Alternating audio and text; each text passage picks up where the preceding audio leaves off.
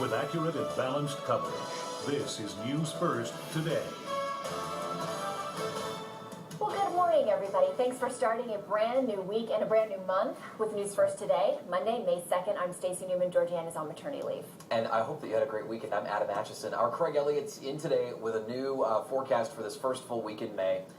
And over the weekend, if you were around, you had the snow showers dropping every so often, and we hope that it's not true of today. Not much longer. Yeah, maybe a little bit of a warm-up on the way. We'll check the forecast here in about 5 minutes.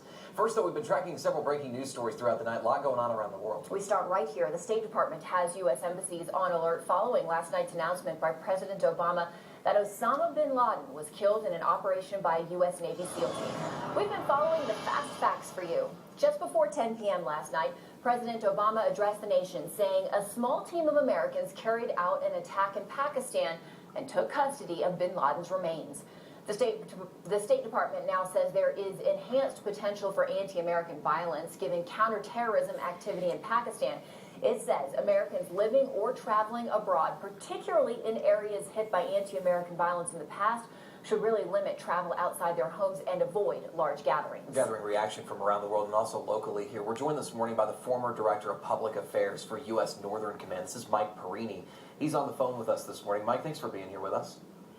Well, thank you. You were actually working for Northern Command on 9/11. This was almost 10 years ago now. I'm curious, since you've been on the inside during this hunt for Osama, will bin Laden's death make a difference, you think, in the fight against terror?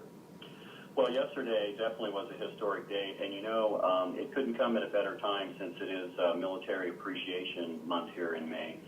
But I was on active duty at NORAD, and I remember feeling that deep sense of loss on 9/11 for those killed and the families who were affected. And when I heard the news, I felt a great sense of pride, like I believe all Americans do, that this terrorist leader is dead. You know, it's a great milestone in the war on terror. And I just think it was a historic day.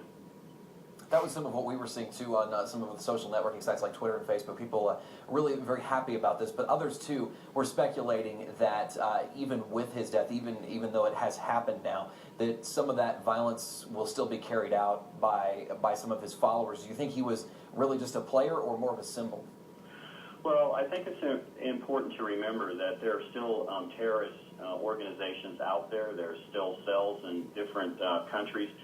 No doubt when you kill the leader, it's going to have an impact. I think it's still too early to tell just what that impact is going to be, but I'm sure that our nation will review all of the aspects here and work accordingly to keep our nation safe. Mike, thanks for your input this morning. This is Mike Perini, the former Director of Public Affairs for U.S. Northern Command. We're going to talk again with him at the bottom of the hour. We'll talk to you then, Mike. Thanks. Thank you. You know, the nearly decade-long manhunt ended in a dramatic raid that officials say was months in the making. The president says a small team of Navy SEALs carried out the attack in Pakistan and took custody of bin Laden's remains.